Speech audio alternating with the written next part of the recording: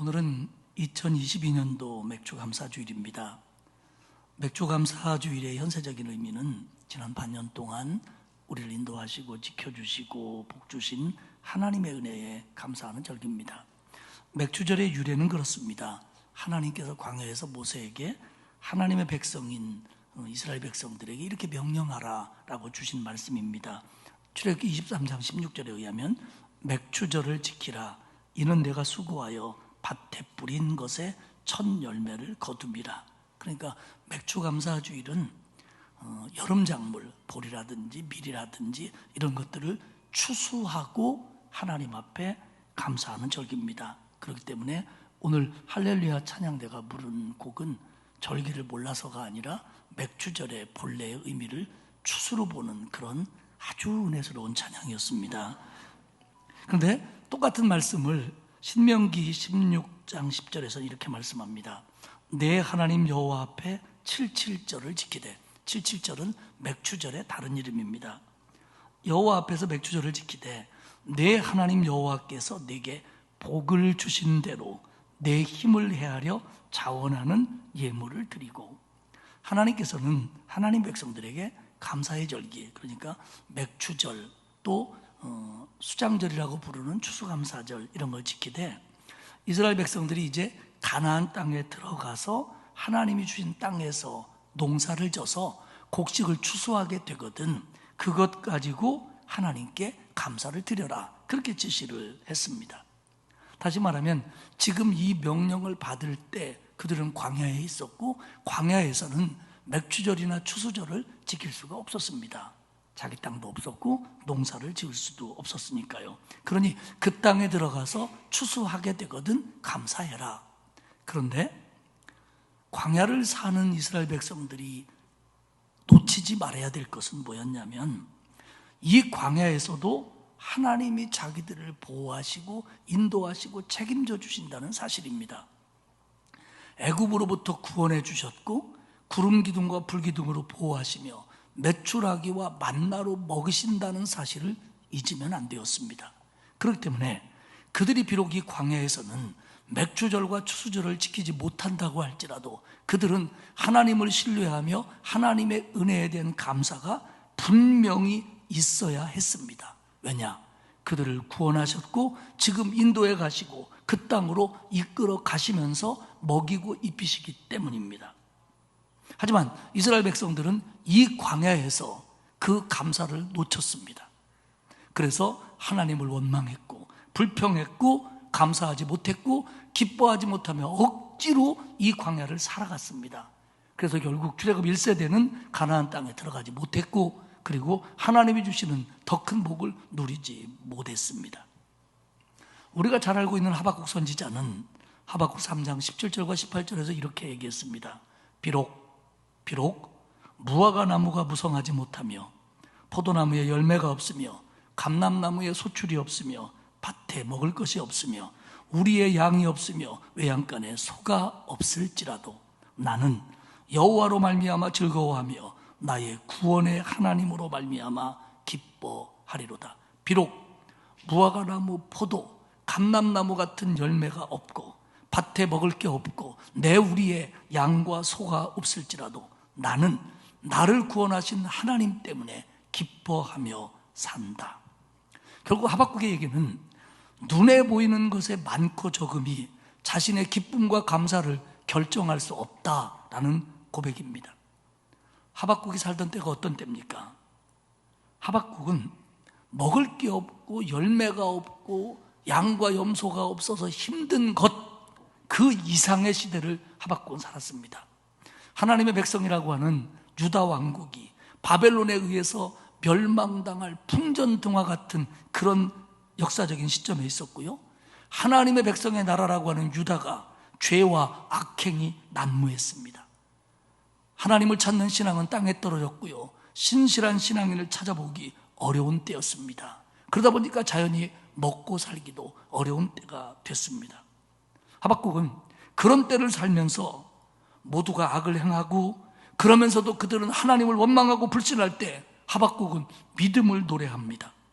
믿음이란 세상이 어떻게 돌아가든지 그게 내 눈에 불만스럽든지 만족스럽든지와 상관없이 이 세상은 하나님이 주관하시고 하나님이 다스리시고 하나님이 통치하는 것을 믿는 게 믿음이다. 하박국은 그렇게 말하면서 나는 내가 다 이해하지 못한다고 할지라도 나를 구원하신 하나님을 신뢰하며 그분께 감사하며 기뻐하며 눈에 보이는 것들이 적고 없을지라도 그래서 내가 궁핍할지라도 나는 하나님을 믿고 의지하고 하나님 안에서 기뻐하며 즐거워하겠다라고 그는 노래했습니다. 광야의 이스라엘 백성들은 이 다음에 가나안 땅에 가서 풍성한 추수를 주면 하나님께 감사해야지를 기대하며 광야에서 하나님의 보호하심과 인도하심과 먹고 살게 하심에 대하여 그들은 감사했어야 맞습니다. 그들은 원망했고 불평했고 하박국 시대의 많은 사람들은 자기들의 죄악은 생각하지 않고 하나님이 우리에게 제대로 해주시지 못한다라고 원망하고 불평했습니다. 사랑하는 여러분, 우리는 오늘 광야와 같은 세상을 삽니다. 이 세상에 악이 난무하고 불공평한 것 같고 불안하고 궁핍이 가득합니다. 눈에 보이는 것들은 불확실하며 손에 쥔 것들은 너무 적고 작습니다.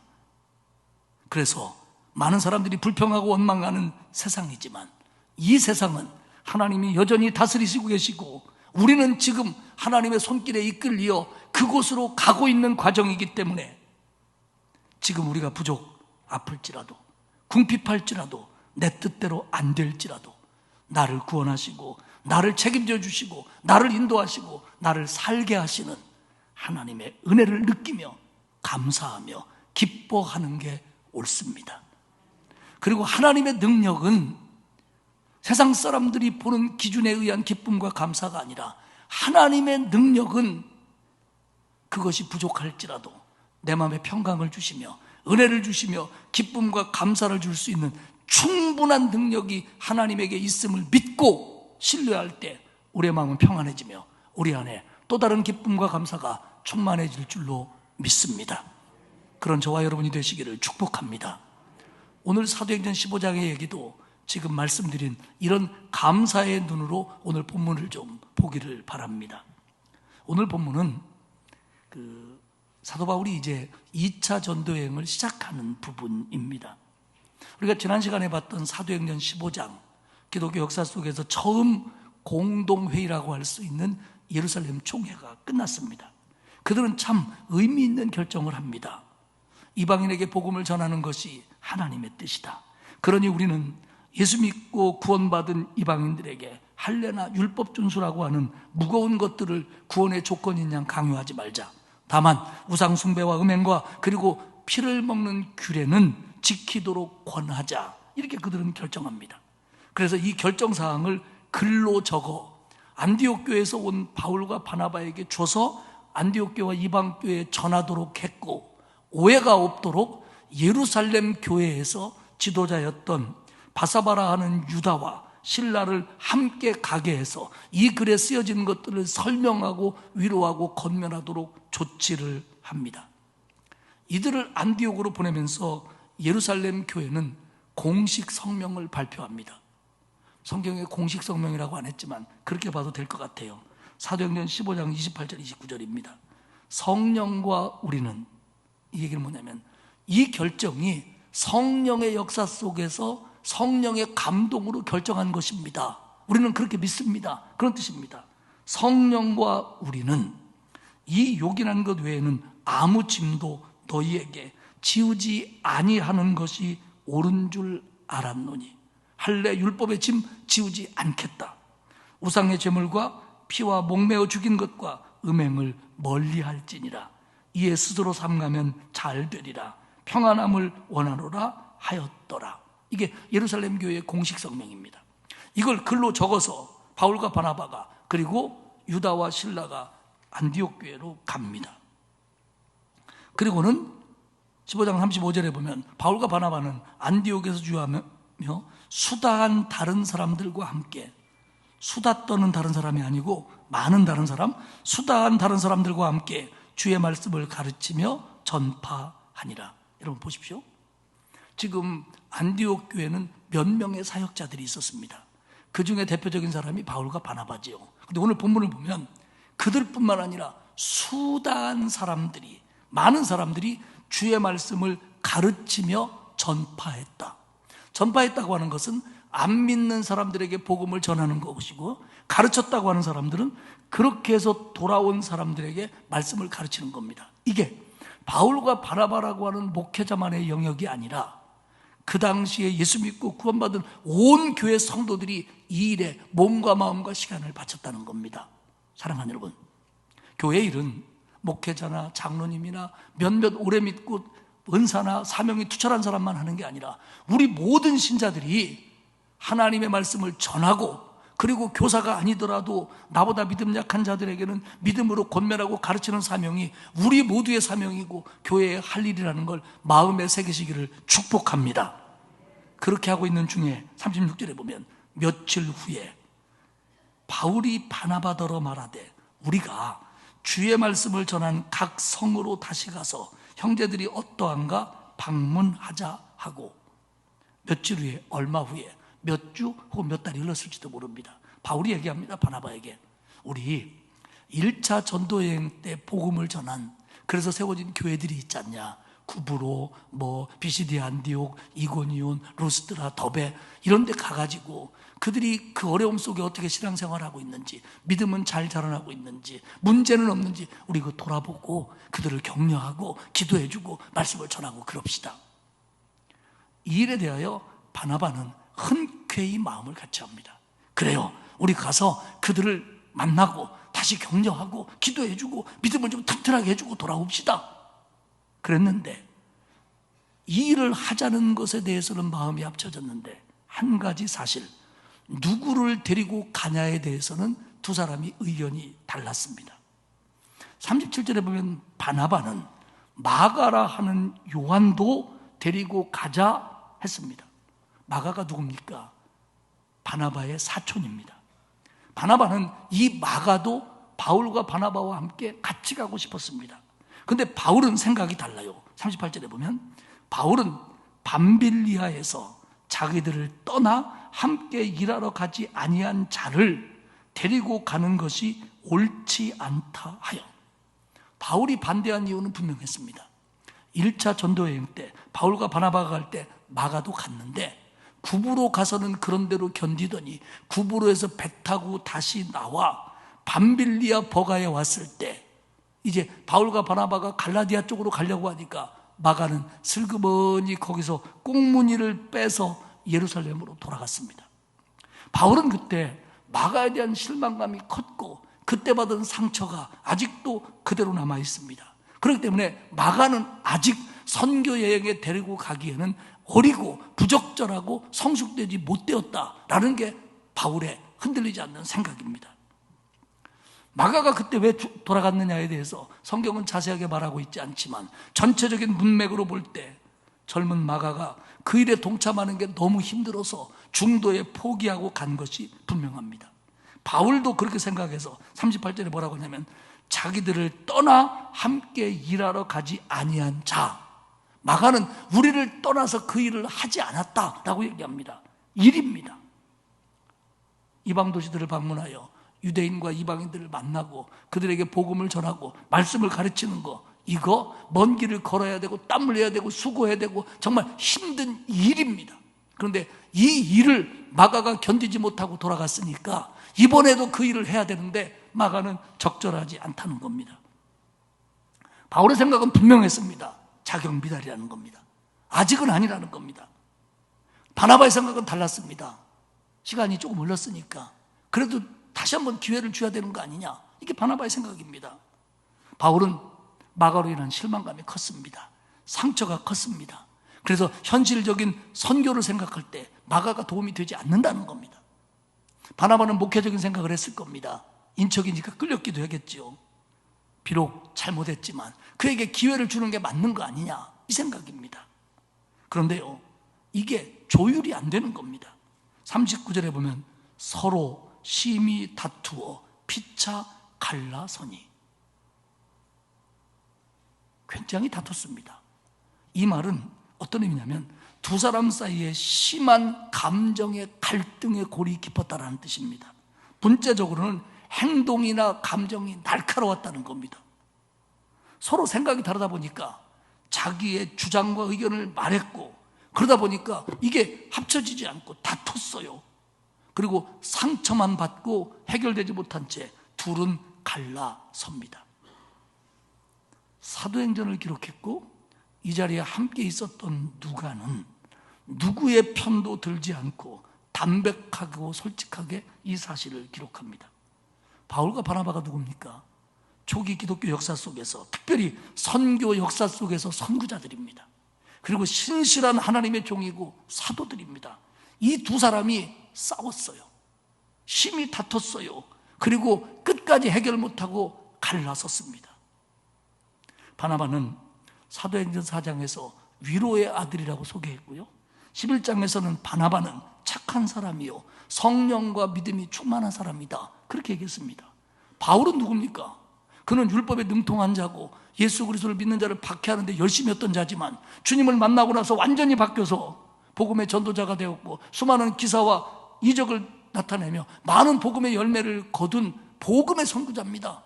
그런데 이런 바울과 이런 바나바가 다퉈갖고 갈라섰습니다. 창피한 일이죠. 나중에 사도행전이 이제 이게 그때그때 기록된 게 아니고 훗날 기록됐기 때문에 바울과 바나바가 그랬을 거예요. 누가한테 야, 그런 얘기까지 다 쓰면 어떡하냐 그랬을 거예요. 그리고 제가 하나님 나라 가면 그럴 거예요. 아니, 이 목사는 그걸 그렇게 설교를 열심히 하냐, 좀 넘어가지. 분명한 건 둘이 다퉜고 갈라섰습니다. 그런데요, 우리가 주목해야 될 것은 결과입니다. 갈라선 게 결과의 끝이 아니에요. 그 다음에 보면 39절 하반절에 보면 바나바는 마가를 데리고 배를 타고 구브로로 가고, 바울은 신라를 택한 후에 형제들에게 주의 은혜의 부탁함을 받고 떠나 41절에 보면 수리아와 길리기아로 다니며 교회들을 견고하게 하니라. 여러분, 우리 한번 둘이 싸우는 곳으로 한번 가봅시다. 둘 다 신앙 있는 분들이에요. 그리고 믿음과 성령이 충만한 사람들이에요. 근데 싸울 때는 꼭 그렇게 싸운 건 아닐 것 같아요. 왜냐하면 심히 다퉈서 막 감정의 골이 깊어졌으니까, 그리고 갈라서 했으니까. 그런데요, 대개 이렇게 싸우면요, 결론이 어떻게 나냐면 이렇게 나요. 아이, 그래, 그럼 그만둬. 아니면 그만이지 뭐. 이렇게 끝나요. 이렇게 끝나는 게 맞아요. 바울 입장에서 됐어. 마가하고 가려면 가지 마. 내가 얘기 잘못했네. 내가 잘못 얘기했구만. 안 갈 거야. 끝나. 그러면서 이 전체 계획을 포기하는 것으로 결론이 날 수도 있었을 겁니다. 또 하나, 바나바가 마가 안 데려가면 나는 안 가. 그러니까 바울 당신 혼자 알아서 가시오. 나는 이제 안 갈 거야.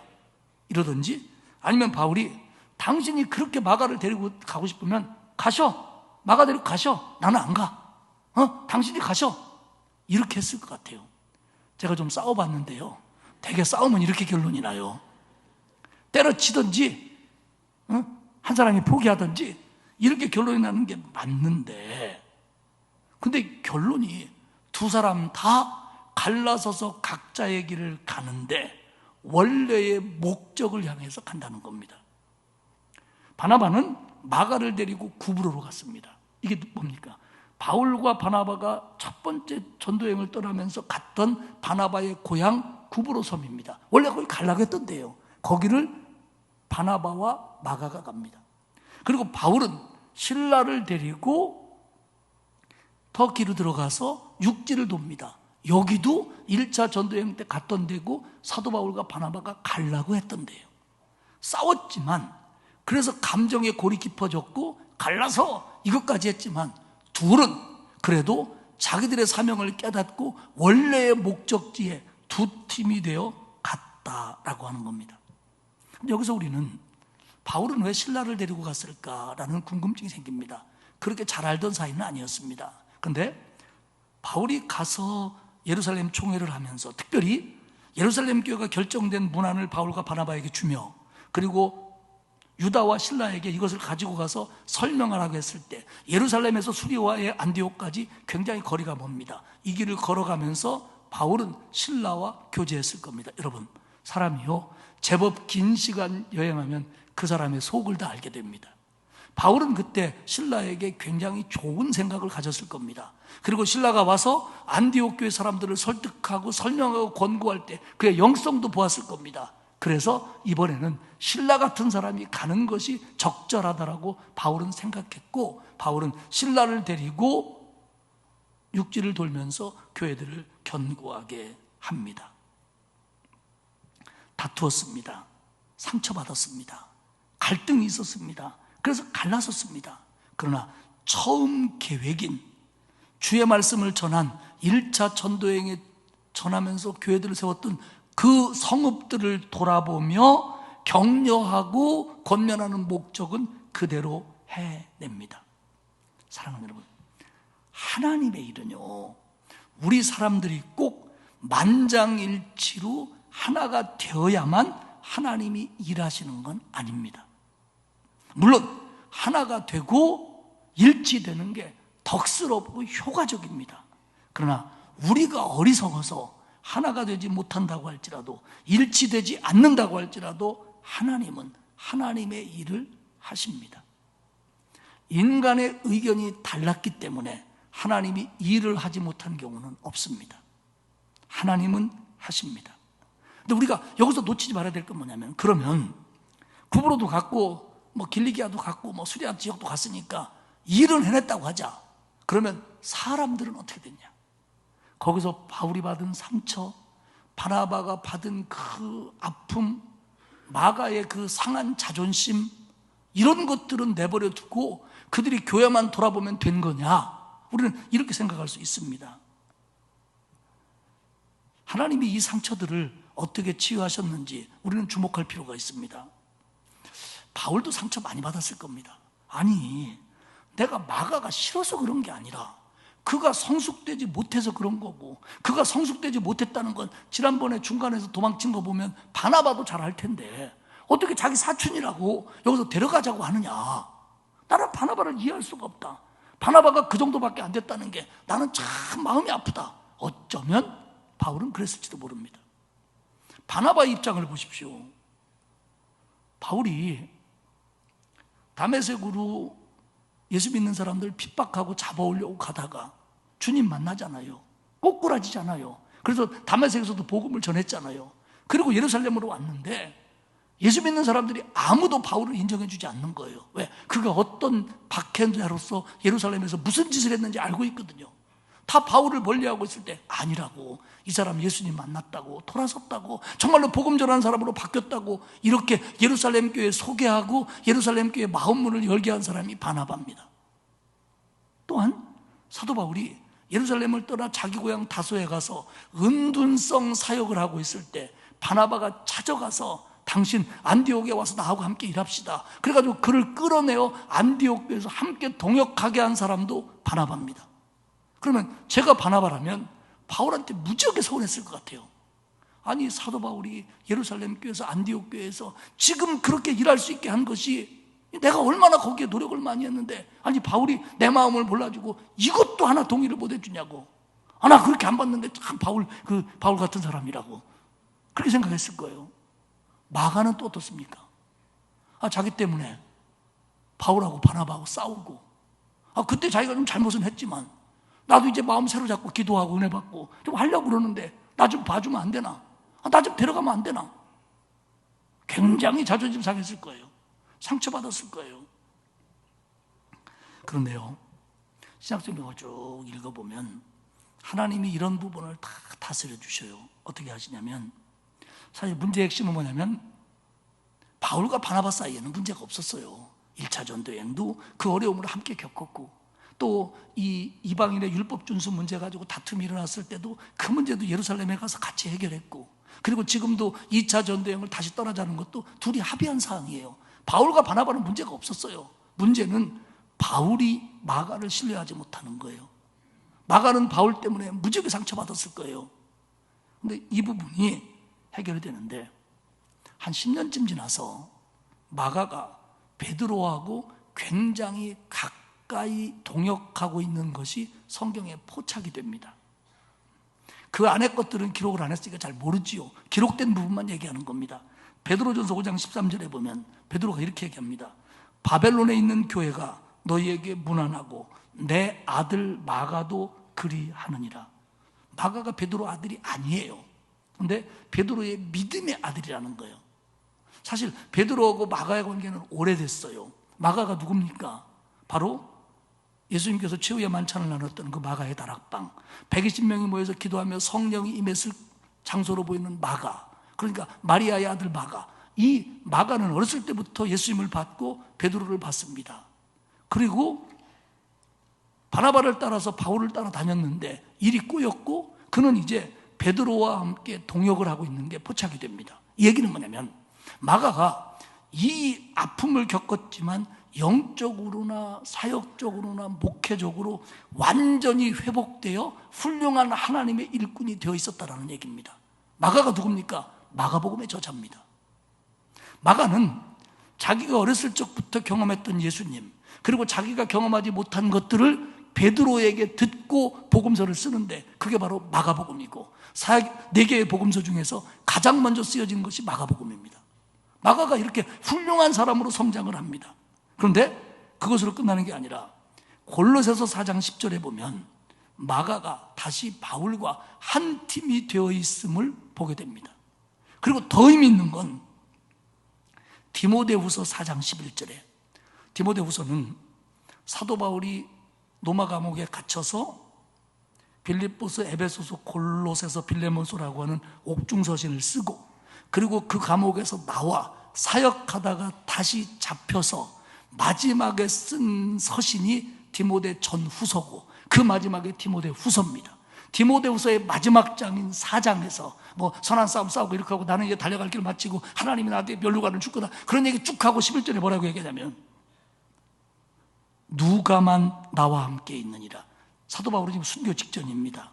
내가 올 때에, 여기서 너는 디모데입니다. 디모데서니까 누가만 나와 함께 있느니라. 디모데야, 네가 올 때 마가를 데리고 와라. 그가 나의 일에, 하나님의 일에 유익하니라.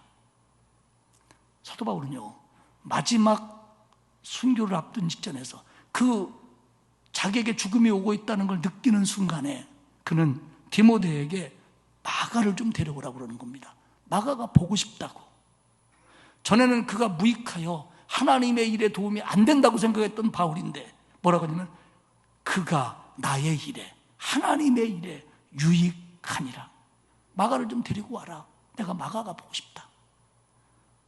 지금 15장에서 헤어지고 한 번도 못 본 게 아니라 중간에 또 마가와 합류해서 하나님의 일을 했습니다. 그리고는 무슨 이유인지 마가는 다른 곳에서 사역하고 있는 거예요. 지금 죽기 전에 보고 싶다는 겁니다.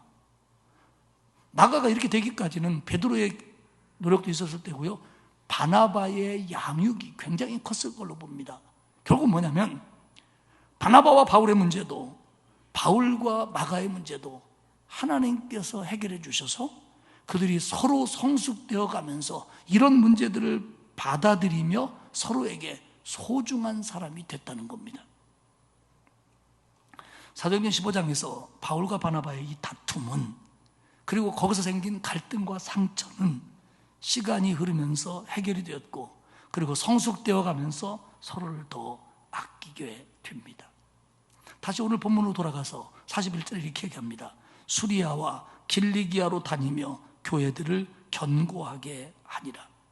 하나님은요, 지금 이 중요한 시점에 두 사도가 싸웠어요. 그리고 갈라졌어요.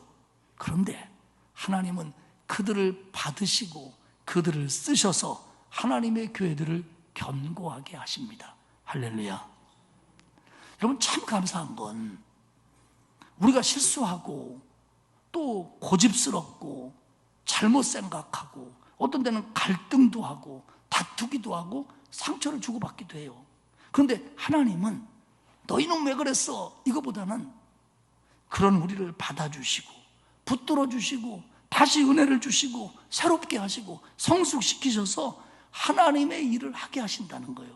일만 하게 하는 게 아니라 그때 느꼈던 소외감, 고민, 상한 자존심, 갈등, 상처, 이런 것까지도 하나님께서 치유하시면서 우리를 하나님의 사람으로 만들어 가시고 하나님의 일을 해내신다는 겁니다. 할렐루야. 이게 중요한 겁니다. 이게. 오늘 이 말씀을 맥주감사주일과 연결해 보면 우리는 세상을 살면서 눈에 보이는 것, 손에 쥔 것, 이게 적고 작고 아쉽고 궁핍할 때 우리 마음속에서 감사가 없어야 맞는 것 같습니다.